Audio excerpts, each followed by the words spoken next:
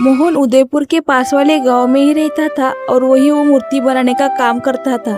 मोहन और उसकी बेटी राधा, इसके अलावा इस दुनिया में उनका और कोई नहीं था। वो छोटी छोटी मूर्तियां और खिलौने बेचकर अपना घर चलाता था।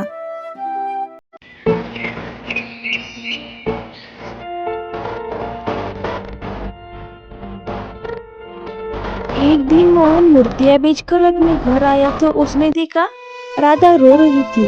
मोहन ने परेशान होकर पूछा, क्या हुआ राधा, ऐसे क्यों रो रही हो? बाबा, मैं इतनी काली क्यों हूँ? क्यों, क्या हुआ बेटा, ऐसे क्यों पूछ रही हो? आज मैं मंदिर गई थी, तब कुछ औरतें मुझे बोल रही थी कि तुम्हारी शादी नहीं होगी और होगी तो भी ढेर सारा दहेज देना होगा और हमारे पास तो पैसे भी नहीं है। मैं जिंदगी भर ऐसी ही खुआरी ही रहूंगी क्या? ऐसा नहीं सोचते बेटा, तुम्हारे बाबा है ना, तुम फिक्र मत करो, तुम्हारी शादी के लिए मैं पैसा जुटा के लाऊंगा।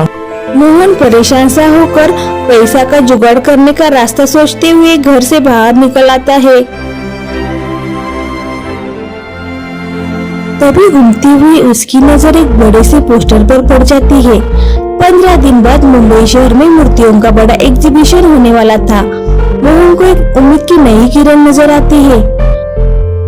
हे भगवान, तेरा लाख लाख शुक्रिया, इस एग्जीबिशन में अवश्य भाग लूंगा। ये मौका मेरे लिए एक उम्मीद जैसा ही है।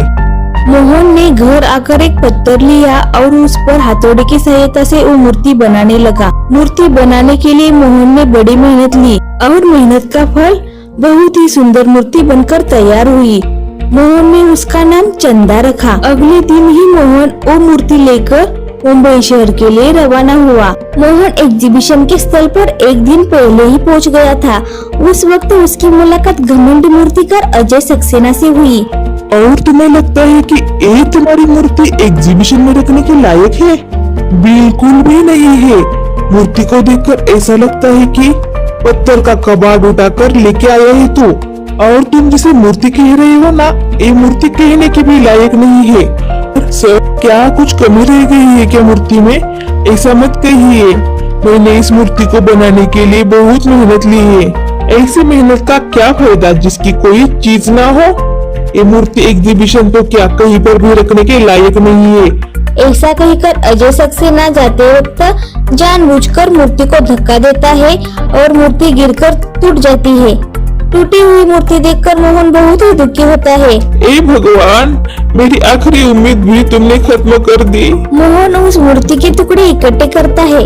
मोहन सारे टुकड़े इकट्ठे करके एक पोतली में भरता है। मोहन रोता हुआ बाहर चला जाता है और सोचने लगता है कि अब वो करे तो क्या करे। वो अपनी बेटी से वादा करके आया था, उसकी शादी के लिए पैसे लेकर आऊंगा। अब वो बेटी को क्या जवाब देगा? मोहन दूसरे शहर से यहाँ आया होता है, इसलिए वो रहने के लिए जगह ढूंढने लगता है। मोहन एक बगीचे में रुकता है। कोई फायदा नहीं हुआ इस मेहनत का, सब बर्बाद हो गया। इतने दिनों की मेहनत बिखर गई। मोहन बहुत थका हुआ होता है, इसलिए वही नीचे वो सो जाता है। मोहन काफी देर तक सो जाता है। फिर अचानक एक आवाज आती है। मोहन उठकर इधर उधर देखने लगता है। तभी एक अजीब सी दिखने वाली बुढ़िया मोहन के पास आकर कहती है कि बेटा, मुझे भूख लगी है, मुझे कुछ खाने के लिए दे दो, भगवान तुम्हारा भला करेगा। फिलहाल तो मेरे पास खाने के लिए कुछ नहीं है, आप थोड़ा रुक जाइए, मैं आपको खाना लाकर देता हूँ। ऐसा कहकर मोहन खाना लाने के लिए बाहर जाता है और थोड़ी देर में खाना लेकर आता है। देखिए, मेरे पास ज्यादा पैसे नहीं थे, इसलिए मैं सस्ता खाना लेकर ही आया हूँ, आप यही खाना खा लीजिए। वो खाना बुढ़िया को देता है। बुढ़िया पास वाले बेंच पर बैठकर वो खाना खाती है। खाना खाने के बाद वो बुढ़िया एक कागज मोहन को देती है और कहती है, बेटा, कल सुबह तुम इस कागज पर जो पता है उस पर आ जाना, और तुम नहीं आए तो जन्म भर पछताओगे, इसलिए जरूर आ जाना। मोहन को कुछ समझ नहीं आ रहा था कि बुढ़िया क्या कह रही है।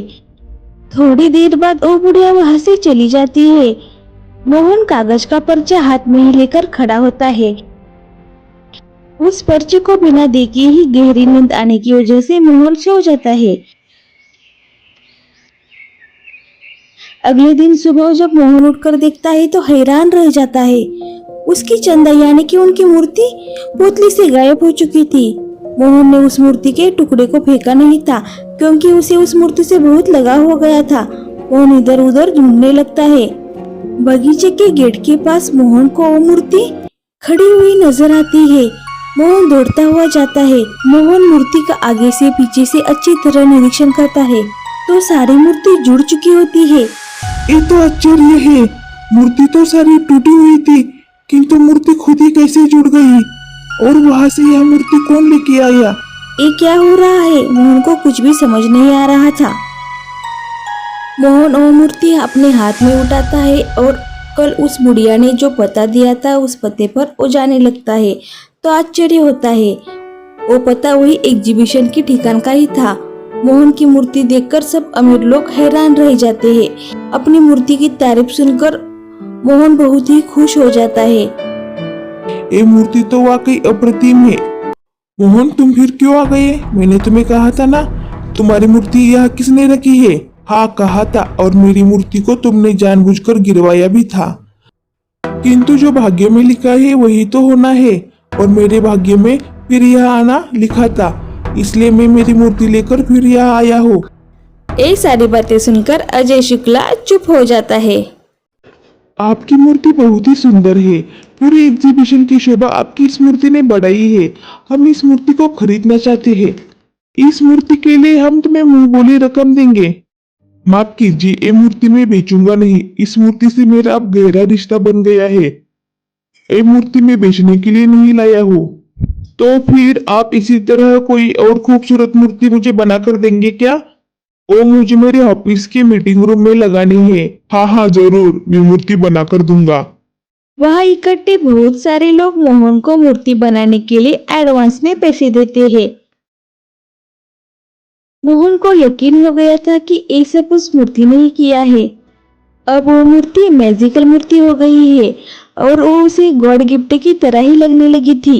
मोहन वापस गांव आता है। मोहन की जिंदगी अब नया मोड़ ले चुकी थी। मोहन को अब किसी चीज की कमी नहीं थी और न ही बेटी की शादी के लिए पैसे की फिक्र थी। अब मोहन के पास बहुत बड़े बड़े मूर्तियां बनाने के ऑर्डर आने लगे थे। मोहन जानता था कि इस कामयाबी में उसकी जादुई मूर्ति चंदा का हाथ है। उसने आज तक वो मूर्ति अपने पास ही रखी है।